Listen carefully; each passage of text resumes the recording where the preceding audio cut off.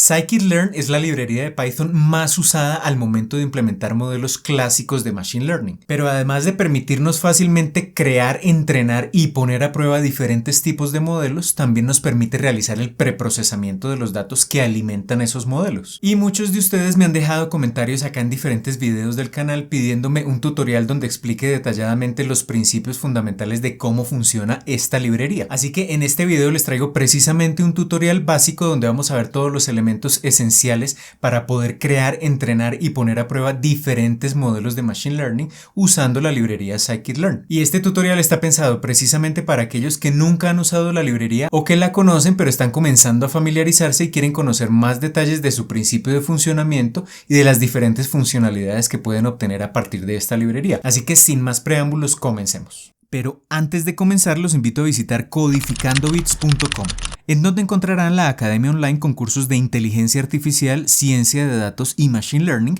que les permitirán construir su carrera en estas áreas y todo por una suscripción mensual de tan solo $10. Así que listo, comencemos.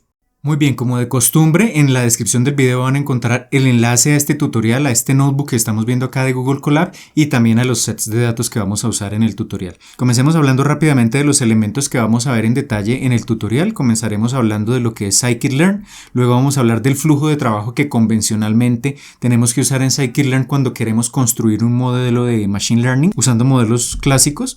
Luego hablaremos de una primera fase de preprocesamiento que es generar particiones, cómo hacerlo precisamente con opciones que nos ofrece Scikit-learn. Otra parte de procesamiento que va a ser el uso de transformadores, cómo aplicar diferentes, valga la redundancia, transformaciones a nuestros datos, y con eso ya tendremos los datos listos para alimentar el modelo. Entonces ahí hablaremos de cómo crear, entrenar y validar el modelo usando lo que se conocen como los estimadores, y al final vamos a hablar de lo que se conocen como las pipelines, que permiten combinar etapas de transformación y estimación en un solo bloque, que facilita un poco la depuración del código y que tiene también otras ventajas. Entonces comencemos hablando de qué es Scikit-learn.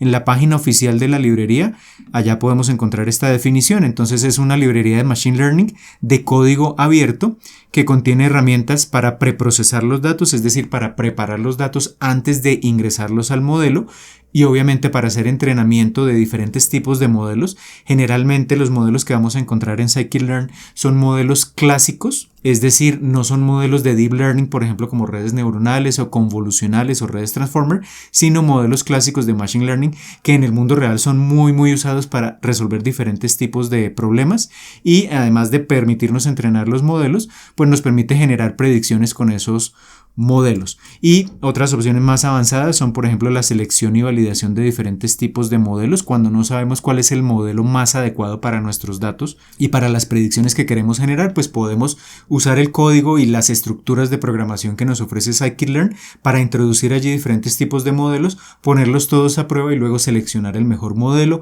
Podemos realizar ajuste de hiperparámetros, varias tareas, digamos, que comúnmente están presentes cuando estamos construyendo y poniendo a prueba un modelo. Acá les muestro un gráfico que lo tomé directamente de la página oficial de Scikit-learn, donde nos muestra como un mapa de las diferentes opciones y los diferentes tipos de algoritmos clásicos de Machine Learning que podemos implementar con esta librería. Entonces tenemos algoritmos de regresión cuando queremos predecir un valor continuo. Podemos tener algoritmos de clasificación, como por ejemplo k-vecinos más cercanos, naive Bayes, árboles de decisión, bosques aleatorios, de muchos de los cuales ya hemos hablado acá en el canal, o podemos tener lo que se conoce como el aprendizaje no supervisado, tareas de clustering, que le presentemos los datos, pero que automáticamente estos algoritmos encuentren la categoría o las agrupaciones o elementos similares entre esos datos y los agrupen. Esos son algoritmos de clustering y algoritmos de reducción de dimensionalidad que nos permiten simplificar la representación de los datos para luego, por ejemplo, alimentar un modelo de Machine Learning y lograr mejores resultados. Un ejemplo clásico de estos algoritmos de reducción de dimensionalidad son los algoritmos de análisis de componentes principales o PCA, por ejemplo. Entonces acá tenemos como ese mapa general para tener una idea de que Scikit-learn nos ofrece muchísimas opciones y diferentes tipos de algoritmos clásicos de Machine Learning. Teniendo esto claro, pues es importante en este tutorial introductorio tener claro como el flujo de trabajo que convencionalmente tenemos que llevar a cabo cuando construimos un modelo de Machine Learning. Acá voy a partir del hecho de que ya hemos recolectado los datos, pero la recolección de datos pues es una tarea bastante dispendiosa que requiere mucho tiempo y que muchas veces es la parte más importante del proyecto junto con el preprocesamiento de los datos. Pero entonces si partimos del hecho de que ya recolectamos los datos, podemos implementar dos tipos de tareas usando la librería Scikit-learn. Podemos implementar algoritmos de aprendizaje supervisado, como por ejemplo los clasificadores o tareas de regresión, donde al modelo le presentamos a la entrada datos X, que son las variables predictoras, digámoslo así, y a la salida el modelo predice o el valor numérico en el caso de la regresión o una categoría en el caso de la clasificación, que es la Y que aparece acá. O podemos tener, por ejemplo, los algoritmos de clustering, de agrupamiento que les mencioné hace un momento, que hacen parte del aprendizaje no supervisado, donde al modelo solo le presentamos unos datos a la entrada y el modelo aprende a identificar patrones en esos datos para generar esas agrupaciones dependiendo de elementos en común que encuentre en esos datos. Entonces partimos del hecho de que tenemos los datos y en rojo tenemos los tres principales bloques que usualmente en proyectos relativamente sencillos pues podremos utilizar e implementar usando Scikit-learn. La primera parte es el preprocesamiento. Usualmente en el preprocesamiento tenemos como dos tareas. Una de ellas es, por ejemplo, tomar los datos y partirlos en tres subsets que son entrenamiento, validación y prueba, de los cuales de esos sets de entrenamiento, validación y prueba ya hablo en un video que les dejo por acá enlazado, pero la idea es que el set de entrenamiento nos permite obtener los parámetros del modelo, el set de validación nos permite fijar o ajustar los hiperparámetros del modelo y el set de prueba nos permite tomar el modelo entrenado y luego presentarle esos datos que no ha visto previamente para generar predicciones y ver qué tan bien lo está haciendo en términos de desempeño. Esa sería una primera parte del preprocesamiento y otra parte es, por ejemplo, la transformación de los datos. Muchas veces las variables que tiene el dato X, que es un arreglo, una matriz que estoy introduciendo al modelo, esas variables, cada columna no tiene los mismos rangos de valores y muchos modelos de Machine Learning para que sean entrenados correctamente requieren que todas las variables con las que yo alimento el modelo tengan el mismo rango de valores. Entonces el preprocesamiento implica en este caso la transformación de los datos para que todos tengan el mismo rango y ahí podemos usar diferentes alternativas de las cuales también ya les he hablado en diferentes videos. Podemos usar el escalamiento de los datos entre mínimos y máximos con min-max scaler, podemos usar la estandarización de los datos y otras alternativas que les voy a dejar acá enlazadas para que revisen en detalle esos videos que les mencioné, pero esa es la parte de preprocesamiento. También tenemos luego, obviamente, ya con los datos listos, pues la idea es crear, entrenar y validar el modelo. Vamos a ver que es muy sencillo. Esencialmente casi siempre requerimos 3, máximo 4 líneas de código para entrenar diferentes tipos de modelos con Scikit-learn y la lógica es crear el modelo, es decir, crear un objeto asociado a ese modelo, entrenarlo, es decir, presentarle el set de entrenamiento al modelo y luego validarlo con el modelo entrenado, presentarle los datos del set de validación y ya habiendo verificado este bloque, que el modelo ya funciona correctamente, pues ya podemos comenzar a generar predicciones. Entonces, ese es el flujo de trabajo que usualmente utilizarán de manera más convencional. Entonces, ahora sí veamos de forma práctica cada uno de estos elementos que están involucrados en ese flujo de trabajo. Hablemos primero del preprocesamiento y hablemos de cómo generar las particiones, que como les mencionaba hace un momento, consisten en tomar el set de datos, la totalidad del set de datos y generar los sets de entrenamiento, validación y prueba. El método que usamos acá en Scikit-learn se conoce como Train Test Split, partición entre entrenamiento y prueba. A pesar de que yo acá menciono entrenamiento, validación y prueba, el método se llama Train Test Split, pero para obtener los tres sets de datos, pues lo que vamos a hacer y vamos a ver en un momento es que este método lo tenemos que usar 2 veces. Y para entender cómo usar este método o esta función de Scikit-learn, pues comencemos leyendo este set de datos, particiones datos balanceados, es un arreglo o un conjunto de arreglos de NumPy. Este set de datos, así como el que vamos a usar más adelante, lo pueden descargar del enlace que les dejo en la descripción del video y la idea es que este set de datos, una vez lo descarguen ustedes localmente, cuando abran la máquina virtual de Google Colab, van a ir acá a esta pestaña del lado izquierdo, al navegador de archivos y van a arrastrar esos 2 archivos o sets de datos que descargaron, que los tenemos acá y ya aquí los tendrán ubicados en el disco local de la máquina virtual de Google Colab y ya los podrán leer acá directamente desde Google Colab. Entonces ese es el primer paso, cargan allá en el navegador de archivos los dos sets de datos y vamos a comenzar leyendo el primero que se llama particiones datos balanceados. Yo lo tengo ubicado acá en la carpeta Content del navegador de archivos o del disco duro de la máquina virtual. ¿Cómo cargamos esos sets de datos? Entonces voy a importar primero NumPy. Le voy a decir numpy.load, load de cargar, le defino la ruta completa, entre comillas, sencillas o dobles, la ruta completa del set de datos y acá, entre llaves cuadradas, defino X. ¿Qué quiere decir eso? Que particiones datos balanceados contiene dos arreglos, uno que se llama X mayúscula, otro que se llama Y mayúscula. El X mayúscula lo almaceno precisamente en la variable X mayúscula y el Y mayúscula en la variable Y mayúscula. Y acá tenemos un set de datos muy sencillo, es digamos un set de datos de juguete para entender simplemente la lógica de cómo funciona. Aquí el objetivo del tutorial es entender la lógica de cómo funcionan los diferentes bloques de preprocesamiento y de creación y entrenamiento y validación del modelo, pero no encontrar el mejor modelo o resolver un problema en particular. Acá lo que voy a hacer es imprimir el tamaño de cada arreglo para tener una idea general de qué tenemos acá. Entonces el arreglo X, que es lo que vamos a introducir más adelante al modelo, tiene 20 datos. Es un dataset pequeño, como les decía, es un dataset de juguete realmente y tiene 3 variables o 3 columnas. Cuando presentemos los datos, siempre que lo hagamos a un transformador o a un estimador, que es un modelo en Scikit-Learn, siempre los datos deben tener esta estructura, es decir, las filas, cada una de las filas debe contener un ejemplo de entrenamiento o un dato precisamente y cada una de las columnas debe contener las variables que vamos a usar para generar las predicciones. Siempre debe ser esta la estructura. Entonces las filas, datos, las columnas, variables.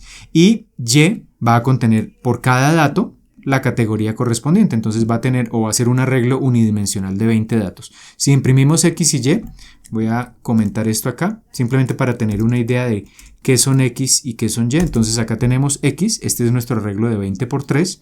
Cada columna es una variable, una cantidad numérica, y Y es un arreglo con 20 datos que tiene valores de 1 y 0. Entonces acá este es un set de datos supervisado para construir un modelo muy sencillo que genere predicciones, que a partir de los datos X aprenda a generar la categoría Y, que puede ser 0 o 1. Ese es nuestro set de datos.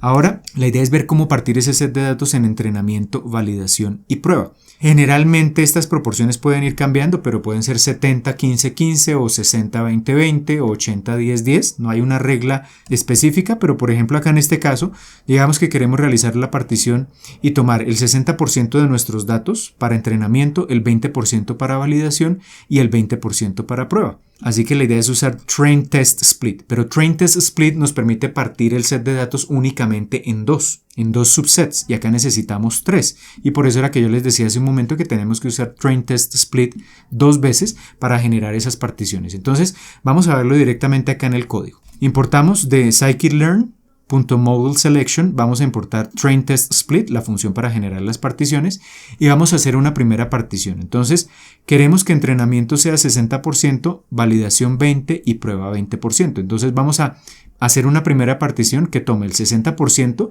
y ahí ya de una vez vamos a tener el set de entrenamiento, y que el 40% restante lo deje almacenado.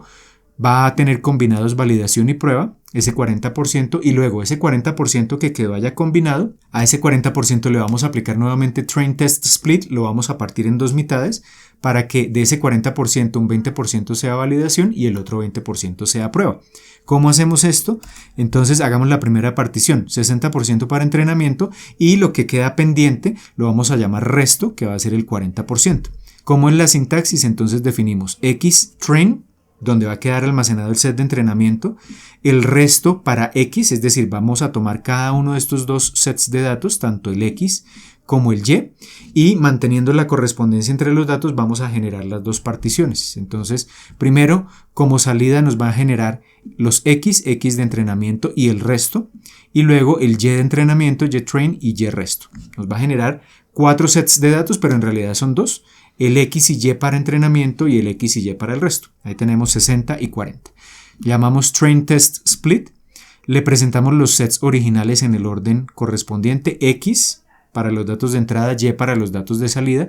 Y acá lo importante es definirle este parámetro a la función test size, un valor entre 0 y 1 que nos va a indicar el porcentaje que va a quedar para el set de prueba. En este caso nuestro set de prueba realmente no va a ser el set de prueba, sino lo que hemos llamado X resto y Y resto. Entonces ese X resto y Y resto se toman a partir de este test size, pero ese es el alias que tenemos que usar al momento de llamar la función. Y acá importante esto, para que cada vez que ustedes ejecuten el código, acá es importante porque cuando se hace la partición, este 60%, este 20% y este 20% se toman usando lo que se conoce como muestreo aleatorio. Es decir, de los 20 datos que tenemos, por ejemplo, vamos a tomar el 60% que son 12 datos, pero esos 12 datos se toman aleatoriamente de los 20. No se toman los primeros 12, los siguientes 4 y los siguientes 4, sino que se mezclan aleatoriamente y se toman después con ese muestreo aleatorio. ¿Para qué? Para que no tengamos sesgo en esos datos, que todos los datos de entrenamiento, validación y prueba tengan como la misma distribución. Entonces, como ahí hay una mezcla aleatoria de los datos, para que siempre obtengamos la misma mezcla y cuando entrenemos el modelo podamos llegar a los mismos resultados independientemente de si ejecutamos el código hoy o en unos días, pues acá tenemos que usar algo que se conoce como una semilla del generador aleatorio, para que esa mezcla siga siendo aleatoria pero sea la misma cada vez que ejecutemos el código. Esto tiene que ver con algo que se conoce como la reproducibilidad del entrenamiento, de lo cual hablo en detalle en un video que les dejo por acá enlazado. Entonces fijamos la semilla, acá la semilla puede ser cualquier número, yo lo fijé en 1, 2, 3, ustedes lo pueden cambiar, pero la idea es que este número sea siempre el mismo. Y ya con esto, en esta primera parte, tendremos entonces 60% ya en entrenamiento y en resto tendremos combinados validación y prueba. Luego, lo que tenemos que hacer ahora es usar nuevamente en una segunda pasada train test split, que nos va a generar dos particiones, xval y yval, xtest y ytest, es decir, los sets de validación y prueba, que le presentamos a la entrada de train test split, el set que generamos en la partición anterior y que contenía el 40%, que era el que llamamos resto precisamente. Le presentamos x resto, y resto, y ahora acá el tamaño del set de prueba o la variable test size tiene que ser del 50%, porque acá en este punto el resto tiene el 40%. Entonces si ese 40% lo partimos en dos mitades, test size de 0.5, pues tendremos 20% para validación y 20% para prueba. Y acá le fijo la semilla del generador aleatorio, puede ser otro número, pero la idea es que este número lo dejemos ahí quieto para que siempre se genere el mismo set de entrenamiento y validación. Y ya con esto tenemos las tres particiones. Acá simplemente verifiquemos tamaños. Voy a imprimir para el dataset original el tamaño, es decir, el X y el Y. Van a ser los 20 datos que teníamos originalmente. Entrenamiento, xtrain y ytrain deberían tener 12 datos. Validación debería tener 4 datos. Y prueba debería tener 4 datos. Y acá simplemente voy a imprimir alguna información adicional, que es las proporciones que existen entre las categorías. Ya vamos a ver para qué es esto, pero es simplemente que me va a mostrar de estas categorías que tengo en los sets de datos, qué proporción es igual a 1, qué porcentaje es igual a 1 y qué porcentaje es igual a 0, para ver el balance que hay en esas categorías. Entonces tomo el dataset original, sumo la cantidad de ceros y lo divido entre el número total de datos, sumo la cantidad de unos y la divido entre el número total de datos y hago lo mismo para ytrain, para yval y para ytest, para ver esas proporciones. Entonces ejecutamos esto y acá esto nos dice que el dataset original tenía 20 datos el X, 3 columnas, y la variable Y tiene 20 datos. Entrenamiento va a tener 12 datos, el 60%, y 3 columnas. Tiene la misma estructura del X del dataset original, pero tiene menos datos, y tiene 12 variables correspondientes a predecir. Y validación y prueba tienen 4×3, un arreglo de 4×3 en X y un arreglo de 4 datos en Y. Entonces ya tenemos los tamaños deseados, 60, 20 y 20, y las proporciones acá. Entonces en el set de datos original teníamos el 55% de datos eran ceros, el 45% son unos, y acá lo importante es ver que cuando terminamos de hacer la partición, como esta partición es aleatoria, lo que yo les decía acá, es una muestra aleatoria, un muestreo aleatorio de esos datos, se mantienen prácticamente las mismas proporciones. Acá tenemos 0.58% entrenamiento para ceros y 0.41 para unos, validación más o menos 50 y 50 y prueba más o menos 50 y 50, pero las proporciones se mantienen. Acá esto es importante, ¿por qué? Porque acá tenemos prácticamente un set de datos balanceado. La proporción de unos y ceros es muy cercana la una a la otra. Sin embargo, cuando tenemos datos desbalanceados, por ejemplo, si estamos construyendo un modelo para detección de anomalías, yo ya les hablo también en un video que les dejo por acá enlazado, pero en detección de anomalías generalmente los datos extraños, los datos que no tienen un comportamiento normal se conocen como anomalías.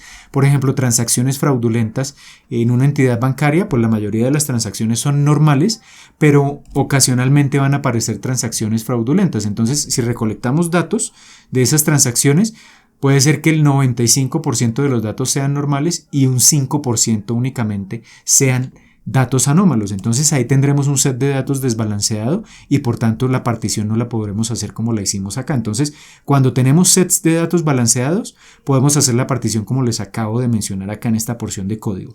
Cuando el set de datos está desbalanceado, veamos qué se puede hacer. Entonces, carguemos este set de datos, particiones datos desbalanceados, que yo ya lo tengo acá cargado en este punto, en la máquina virtual de Google Colab. Cargamos esos datos desbalanceados. Acá simplemente para que veamos X y Y, tienen más o menos la misma estructura, pero fíjense que acá la variable Y, la que queremos aprender a predecir, tiene los datos desbalanceados, tiene una gran cantidad de ceros, esto tiene 20 datos, ¿y cuántos unos tenemos? Tenemos 1, 2, 3, 4. Entonces tenemos 16 datos iguales a 0 y solo 4 datos iguales a 1. Está totalmente desbalanceado ese set de datos. Calculemos acá las proporciones para tener eso totalmente claro. Tenemos una proporción 80-20.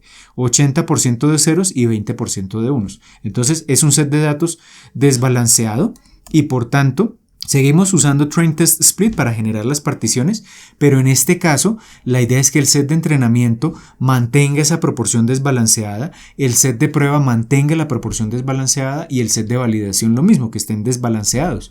¿Por qué? Porque si no garantizamos esto, si lo hacemos con el muestreo aleatorio que vimos hace un momento, puede ser que al tomar los datos de entrenamiento nos quedemos solo con datos, por ejemplo, categoría 0 y no tengamos ningún dato categoría 1 y eso afectaría el entrenamiento del modelo. Entonces tenemos que tener más o menos la misma proporción de datos en ambos casos. ¿Cómo hacemos eso? Vamos a usar la sintaxis prácticamente igual hasta este punto que usamos en el caso anterior, pero acá lo que tenemos que hacer es lo que se conoce como el muestreo estratificado. Y el muestreo estratificado es precisamente eso. Tome aleatoriamente datos, pero mantenga las proporciones de esos datos, 80-20 aproximadamente. Entonces, ¿cómo le definimos que queremos que el muestreo no sea totalmente aleatorio sino estratificado?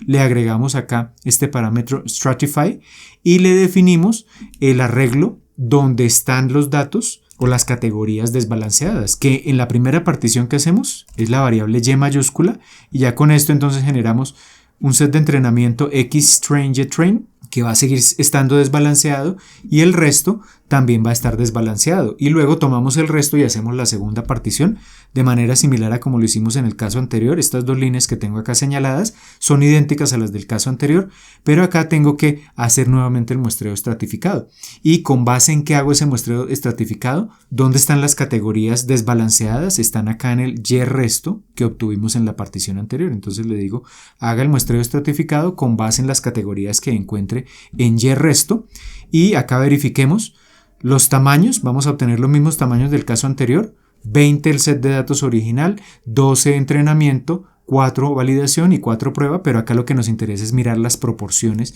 que se mantengan aproximadamente. Entonces tenemos dataset original 20 datos, entrenamiento 12 datos, validación 4 y prueba 4. Las particiones tienen el número de datos correcto, pero verifiquemos si se mantienen más o menos las proporciones. En el dataset original eran 80-20, 80% ceros, 20% unos. En entrenamiento se sube un poco al 83% y se baja al 16% el número o la proporción de unos, pero en esencia tenemos las proporciones ahí. Y en validación tenemos 75 y 25%. Se están manteniendo esas proporciones y con eso, en el caso de que necesitemos mantener el desbalance de los datos, pues tendremos ahí la manera de hacerlo con este muestreo estratificado. Y con esto ya tendremos la primera parte, que es la partición de los datos. Continuamos acá con el preprocesamiento y ahora hablemos de los transformadores. Entonces, ¿qué hace un transformador? Digamos que esa es la terminología que se maneja en scikit-learn. Pues un transformador, como su nombre lo indica, nos permite transformar los datos, modificar algo dentro de los datos. ¿Modificarlo en qué sentido? No modificar la cantidad de datos, sino los valores numéricos que van a tener esos datos. Entonces, ahí por ejemplo podemos tener tareas de escalamiento como el Robust Scaler, el Min-Max Scaler o el Standard Scaler, que lo que hacen es cambiar el rango de valores cuando tengamos variables numéricas. De esos escaladores ya hablo en videos que les voy a dejar enlazados en la descripción. O podemos también codificar datos. Entonces, si tenemos columnas pero que contengan variables categóricas, ahí podemos usar el Label Encoder o el One Hot Encoder, de los cuales también hablo en un video que les dejo por acá enlazado. O podemos simplificar las variables, es decir, que si tenemos, por ejemplo, 3 columnas en nuestro set de entrenamiento, en nuestra variable X, pero esas columnas tienen redundancia de información, queremos simplificar los datos, podemos representarlos con 2 columnas usando, por ejemplo, algo que se llama el análisis de componentes principales. De este análisis de componentes principales, por ejemplo, les hablo en un curso de álgebra lineal para ciencia de datos y machine learning que tengo en la academia online, que también les puedo dejar por acá enlazado. Entonces, ahí tenemos lo que son los transformadores. Pero básicamente, un transformador, ¿cómo se utiliza? Tenemos que crear primero una instancia del transformador, es decir, leer de la librería ese transformador y crear una variable en Python que contenga la información básica del transformador. Y luego usamos 2 métodos. El primer método se llama FitTransform, que ese método lo que nos permite es tomar el set de entrenamiento y transformarlo, y con base en la información que se extraiga de ese set de entrenamiento vamos a transformar los sets de validación y prueba. ¿Y cómo se transforman los sets de validación y prueba? Con el método transform. Entonces, esta es la lógica que vamos a usar siempre con los transformadores, independientemente del tipo de transformador que estemos usando. Por ejemplo, en este caso sencillo vamos a suponer que vamos a hacer un escalamiento muy sencillo. Entonces, primero voy a imprimir acá en pantalla los rangos de valores que tienen los sets de entrenamiento, validación y prueba. Entonces me voy al set de entrenamiento y como tiene 3 columnas, voy a buscar por cada columna el valor mínimo con min y el valor máximo y lo imprimo en pantalla, y hago lo mismo para los sets de validación mínimo y máximo y prueba mínimo y máximo para tener la idea de los rangos de valores que tenemos acá. Entonces tenemos valores de -2, -4, -9 en los mínimos y 2.8, 3, 9.3 en los máximos. Pero lo que vemos acá es que cada columna pues tiene rangos de valores diferentes. Por ejemplo, la columna 1 de cada set va como entre -3 y 3 aproximadamente. La columna 2 va como entre -4 y 3, o -3 y 3, o -5 y 5. Esta puede ir como entre -10 y 10 aproximadamente. Entonces son rangos de valores diferentes. Acá tenemos que escalar los datos. ¿Por qué? Porque muchos modelos de Machine Learning requieren que esos datos estén escalados. También, para entender esto en detalle, hay un video que les dejo por acá enlazado donde explico por qué es necesario escalar los datos y cuándo realmente es necesario hacer ese escalamiento. Entonces ahí explicamos eso en detalle, pero acá la idea es entender la lógica de cómo funciona ese escalamiento. Entonces digamos que yo quiero, independientemente de la columna que esté analizando, lo que quiero es llevarlas todas al rango de -1 a 1, que todas estén en el mismo rango. En ese caso lo que voy a usar es Min-Max Scaler, que me permite llevar precisamente cada columna a ese rango que yo le especifique. Entonces, paso 1 para usar, esto es un transformador, paso 1 para usar el transformador, creo una instancia. Entonces, ¿cómo creo la instancia? Primero leo con Scikit-learn Preprocessing, importo el escalador Min-Max Scaler, y acá en la línea 3 es donde estoy creando la instancia. Entonces llamo a Min-Max Scaler y si es necesario le defino algunos parámetros. Por ejemplo, yo acá estoy usando el parámetro Feature Range para escalar los datos entre -1 y 1. Y almaceno esa instancia acá en esta variable Scaler y ya tenemos el paso 1, que es precisamente crear la instancia. Ahora, ¿qué es lo que pasa? Vamos a transformar los datos, pero acá es importante tener algo en cuenta. Cuando yo voy a entrenar un modelo, el modelo no puede ver simultáneamente todos estos datos de entrenamiento, validación y prueba. El modelo, cuando yo lo ajuste, lo que va a conocer directamente de primera mano son los datos de entrenamiento. Los datos de validación se usan para que una vez esté entrenado el modelo o en cada iteración de entrenamiento, yo le pueda presentar unos nuevos datos que no sean los de entrenamiento para ver qué también está evolucionando el entrenamiento. Y cuando haya finalizado el entrenamiento, tengo que presentarle un set de datos diferente de los dos anteriores de entrenamiento y validación, que es el set de prueba, para ver ya cuál es el desempeño final del modelo. Así que el modelo directamente solo puede ver los datos de entrenamiento. Y por tanto, acá esto es súper importante: cuando yo uso un transformador, sea cual sea, siempre tengo que realizar la primera transformación sobre el set de entrenamiento. Como acá yo estoy haciendo un escalamiento por mínimo y máximo, pues ¿qué es lo que va a hacer ese transformador? Va a buscar por cada columna los mínimos del set de entrenamiento, por cada columna los máximos del set de entrenamiento, y con base en esos mínimos y máximos por columna del set de entrenamiento va a transformar ese set de entrenamiento, pero además de eso va a guardar esos valores mínimos y máximos en esta variable scalar para luego transformar con base en esos mínimos y máximos del set de entrenamiento, transformar los sets de validación y prueba. Entonces el set de entrenamiento se usa como referencia para transformar los otros dos sets de datos. Esa es la manera correcta de realizar esta transformación, porque recordemos que lo único que debe conocer el modelo es el set de entrenamiento. Los otros dos son para ponerlo a prueba de alguna manera. Entonces, siguiendo esa lógica, después de crear la instancia de scalar, ¿qué es lo que debo hacer? El segundo paso es transformar el set de entrenamiento. Y eso como lo logro usando el escalador que acabo de crear y usando siempre este método fit transform. Fit transform, ¿qué es lo que hace? Fit lo que va a calcular son los mínimos y máximos por columna del set de entrenamiento y a su vez va a transformar ese set de entrenamiento. Entonces, ¿qué le presento como entrada a esa función o a ese método? El set de entrenamiento, xtrain, y eso me arroja el set de entrenamiento. Le puse acá guión de piso S de escalado y ya con eso tendremos ese escalamiento. Ejecutemos estas dos celdas y ya en este punto está escalado el set de entrenamiento. Verifiquemos el set de entrenamiento original xtrain, qué mínimos tenía por columna y cuáles son los mínimos que ahora en scalar deben estar almacenados esos mismos valores mínimos, porque esos mínimos que quedan almacenados en el scalar, que son los que se obtienen con fit, esta primera parte, pues se van a usar para transformar validación y prueba. Entonces scalar debe almacenar esos mínimos y miremos los máximos que tiene el set de entrenamiento y verifiquemos que eso queda también almacenado en el escalador. Ejecutamos esto y tenemos efectivamente los mínimos menos 2.8, menos 4.3, menos 9.3 y en el escalador tenemos esos mismos mínimos allá almacenados. Y lo mismo ocurre con los máximos 2.8, 3.08, 9.39, 2.8, 3.08, 9.39. Entonces ya tenemos acá los datos de entrenamiento escalados. Verifiquemos que están escalados. Vamos a la variable xtrain guión de piso S. Le digo mínimo por cada columna y el máximo por cada columna. Y acá tenemos mínimos de menos 1 y máximos de 1, que fue el rango que definí para el escalador. Y luego lo que tengo que hacer es usar ya la información almacenada en el scalar, los mínimos y máximos que están almacenados allá, para transformar los sets de validación y prueba. Y esto es muy sencillo. Simplemente uso el escalador, le digo transform y le presento el set de validación, almaceno el resultado y hago lo mismo con el set de prueba. Generamos ese escalamiento y verifiquemos los rangos mínimo y máximo de los sets de validación y prueba escalados. Ya no van a ser exactamente iguales a menos 1 y a 1 porque los mínimos y máximos no son exactamente iguales en validación y prueba. Están dentro del mismo rango, pero no son exactamente los mismos. Entonces, por ejemplo, hay algunos valores que son inferiores a menos 1, por ejemplo acá menos 1.05 y algunos superan el 1, 1.42, pero ese es el escalamiento como se tiene que hacer correctamente. Y ya tenemos acá un ejemplo de cómo usar un transformador. La lógica es más o menos la misma independientemente del transformador que usemos. Ahora vamos al siguiente bloque, que es ya el modelo como tal. Entonces acá la idea es crear, entrenar y validar el modelo. En scikit-learn un modelo se conoce como un estimador y en el mapa que les mostré, en el dibujo que les mostré en la parte de arriba al comienzo del tutorial, pues ahí tenemos como el mapa completo de los diferentes tipos de estimadores que tenemos. Pero ¿cuál es la lógica de uso independientemente de lo que ustedes vayan a usar?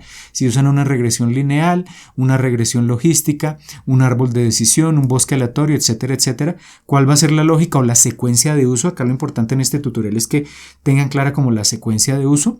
Es similar a la que usamos en los transformadores, pero con unas ligeras modificaciones. Paso 1, creamos una instancia del estimador, un objeto, una variable en Python que contenga la información del estimador. Teniendo el estimador, entonces entrenamos el modelo. ¿Con qué lo entrenamos? Siempre pues con el set de entrenamiento. ¿Y cómo hacemos el entrenamiento? Con el método fit. Luego, con el modelo entrenado lo podemos validar. Entonces la validación es tomar el modelo entrenado y, por ejemplo, si es un clasificador, determinar la exactitud que va a tener el modelo, por ejemplo, con el set de validación. O con el set de prueba, puede ser, o con los sets de entrenamiento, validación y prueba. Entonces, ¿cómo calculamos eso? Usando el método score. Y luego ya el modelo está listo y queremos generar predicciones con el modelo. Usamos el método predict. Esa es como la idea. Entonces, hagamos un ejemplo acá sencillo para un tipo de modelo. Vamos a usar, por ejemplo, un bosque aleatorio, de los bosques aleatorios, que es un modelo de Machine Learning clásico muy, muy poderoso que sirve para resolver diferentes tipos de problemas, tanto de regresión como de clasificación. De esos bosques aleatorios les hablo en un video que les dejo por acá enlazado. Pero entonces, ejecutemos esto paso a paso. Paso 1, vamos a crear la instancia de ese modelo. Entonces importemos el módulo scikit-learn y importamos Random Forest Classifier, clasificador con bosques aleatorios. Y paso 1, entonces creamos la instancia. Acá no le voy a poner ningún parámetro adicional. Esto tiene diferentes parámetros, pero acá voy a elegir los parámetros por defecto. Le digo Random Forest Classifier, abro y cierro paréntesis. Con eso ya creo una instancia y la almaceno en la variable bosque. Ya tenemos el primer paso de creación de un modelo.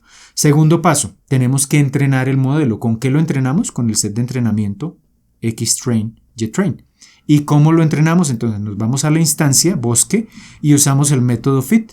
Y ya con esto, en una sola línea de código, tenemos entrenado el modelo. Y ahora la idea es validar el modelo.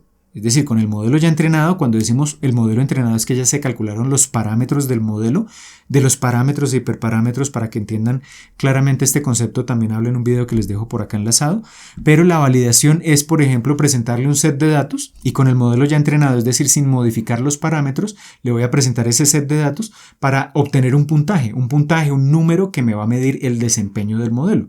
¿Cuál es ese puntaje? Pues todo depende del modelo y del tipo de problema que estemos resolviendo, pero ¿cómo sé yo el puntaje que estamos usando? Acá hay un atributo que se llama score, ese es el puntaje. Y acá, por ejemplo, lo que está usando este modelo es la exactitud promedio, mean accuracy, la exactitud promedio. Es decir, que como es un clasificador, la exactitud promedio lo que nos va a medir es de la totalidad de datos que tenemos o que queremos clasificar, qué porcentaje está siendo clasificado correctamente. Así que esto es un valor que va a estar entre 0 y 1. 0 sería el peor modelo de todos y 1 sería un modelo que clasifica el 100% de los datos correctamente. Eso es lo que va a medir este score. Entonces, ¿cómo usamos o cómo validamos el modelo que ya ha sido entrenado? Es decir, quiero ver qué también lo está haciendo con el set de entrenamiento.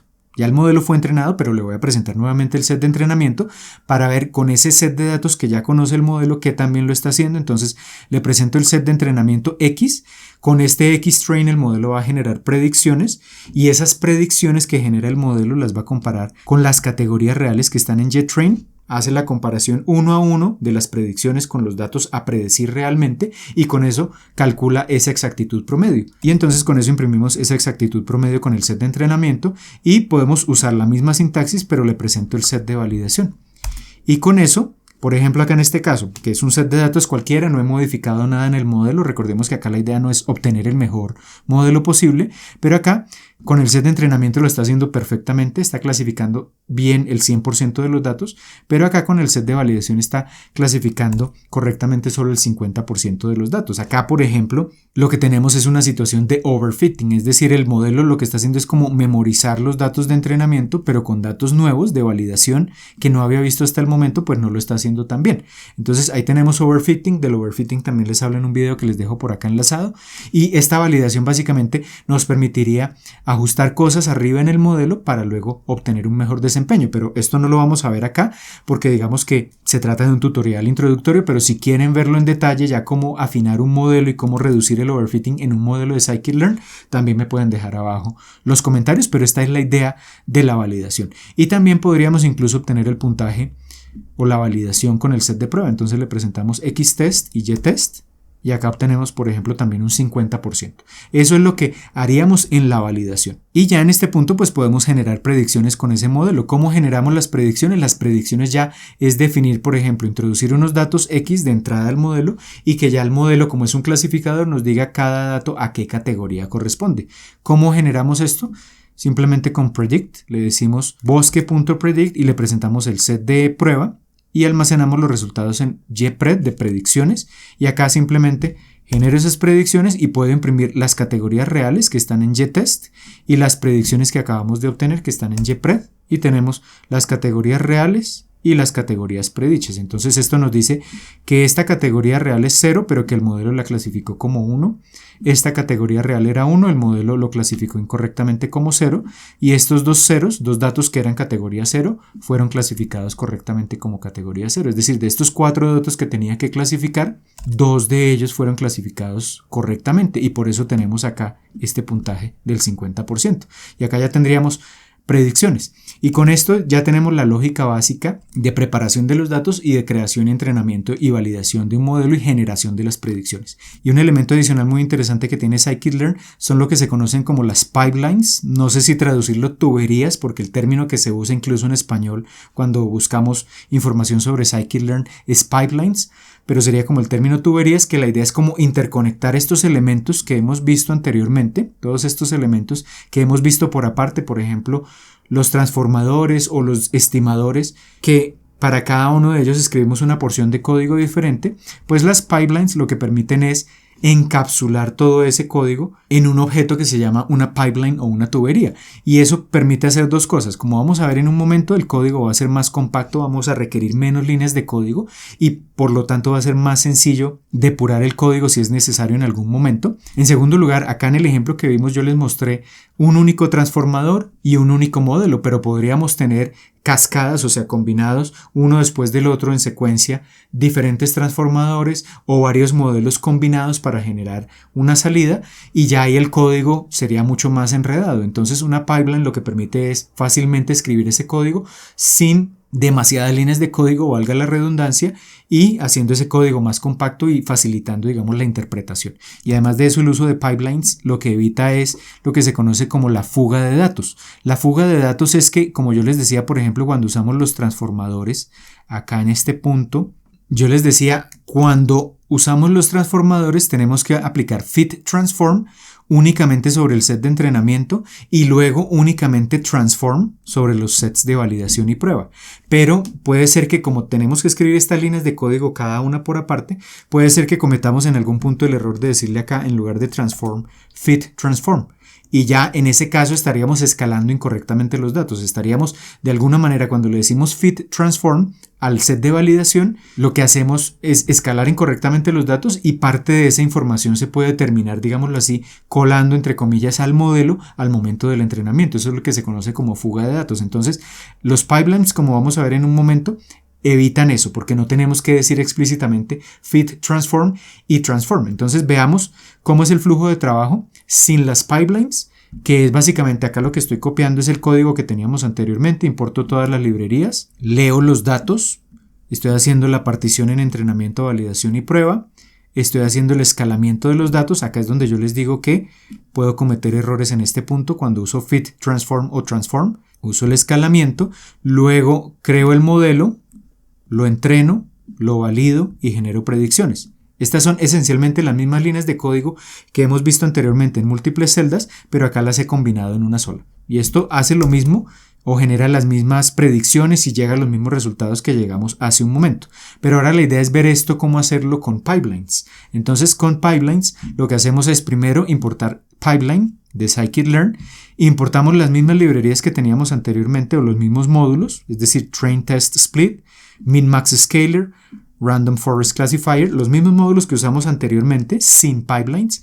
Leemos los datos tal como lo hicimos anteriormente, hasta este punto no cambia nada.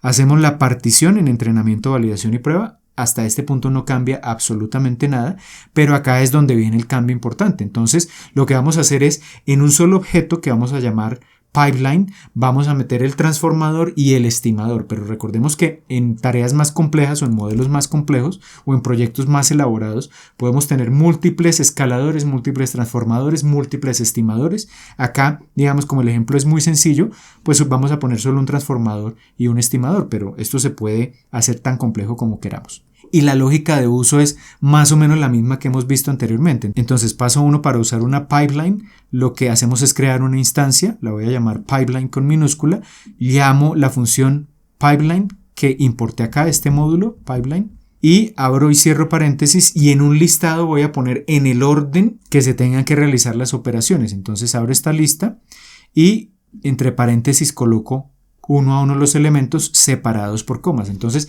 ¿qué era lo que teníamos en este bloque sencillo de procesamiento? Teníamos un escalador, entonces le digo scalar.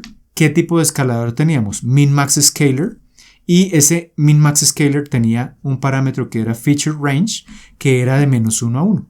Es decir, estamos usando una sintaxis parecida a la que usamos anteriormente, pero ya tenemos todo en un objeto pipeline. Y después de hacer el preprocesamiento, le presentábamos un clasificador que era un random forest classifier.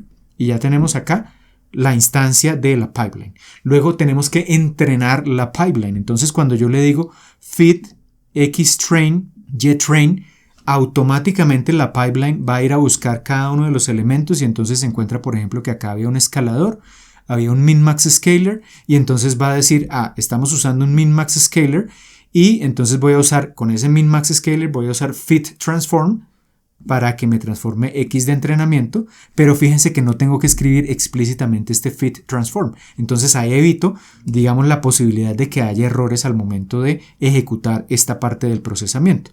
Y además cuando le digo fit y le presento xtrain y ytrain, pues él sabe que el clasificador lo tiene que entrenar con este dato o con este set de datos xtrain y ytrain. Y todo esto lo logro en una sola línea. Entonces observen que el código es más compacto. Y ya en este punto, línea 29, ya tendríamos entrenada la pipeline, es decir, ya tendríamos los datos escalados y el entrenamiento del modelo listo. Y lo siguiente es, como lo hicimos anteriormente, evaluar el modelo y generar predicciones, pero desde la pipeline, no directamente accediendo al modelo. Entonces, como le digo, pipeline.score para validarlo. Digamos que le presento el set de prueba, xtest y ytest, ya automáticamente él sabe que lo que tiene que hacer es transformar esos datos y presentárselos al modelo y me va a imprimir en pantalla ese puntaje. Y como genero las predicciones, pues le digo pipeline.predict, le presento el set de prueba y me genera ya las predicciones. Ejecuto esto y obtengo resultados similares a los del caso anterior. Entonces es otra manera de compactar esa información, reducir la cantidad de código y evitar inconvenientes al tener tantas porciones de código realizando diferentes tareas de preprocesamiento. Esta es la idea básica de las pipelines y con esto ya tenemos una idea muy general de el flujo de trabajo que usualmente tendremos que realizar cuando estemos implementando modelos usando scikit-learn.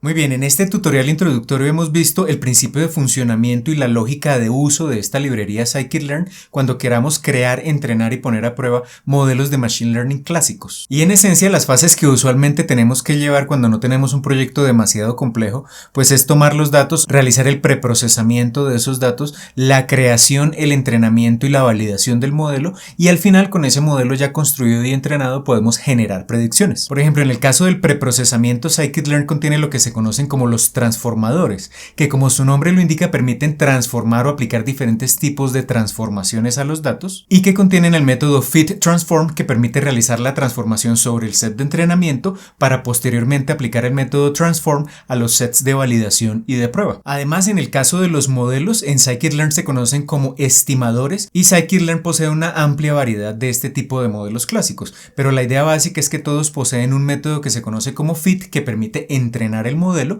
y luego con ese modelo entrenado podemos realizar la validación usando el método score y generar predicciones usando el método predict. Y otra alternativa muy interesante que ofrece scikit-learn es el uso de las pipelines o digámoslo así tuberías que nos permiten interconectar elementos de transformación y estimadores en un solo bloque de programación, lo que en primer lugar va a facilitar la depuración de código porque vamos a tener el código escrito de forma más compacta, pero además de eso previene lo que se conoce como la fuga de datos. Como les comenté al comienzo del video, este tutorial era más de tipo introductorio, pero scikit-learn ofrece unas opciones mucho más avanzadas, como por ejemplo la selección del mejor modelo entre varios disponibles o por ejemplo el ajuste de hiperparámetros. Así que si quieren ver en detalle estos métodos o por ejemplo el uso de los pipelines de forma detallada o el uso de algún modelo en particular de scikit-learn, me pueden dejar abajo sus comentarios. Y desde luego, si les gustó el video, como siempre los invito a darle un pulgar hacia arriba de me gusta y a compartirlo con todos sus amigos y conocidos, pues esto me va a ayudar un montón a seguir llevando este contenido cada vez a más y más personas. Y si aún no lo han hecho, los invito a suscribirse al canal y activar la campanita para que YouTube les notifique cada vez que publique un nuevo video.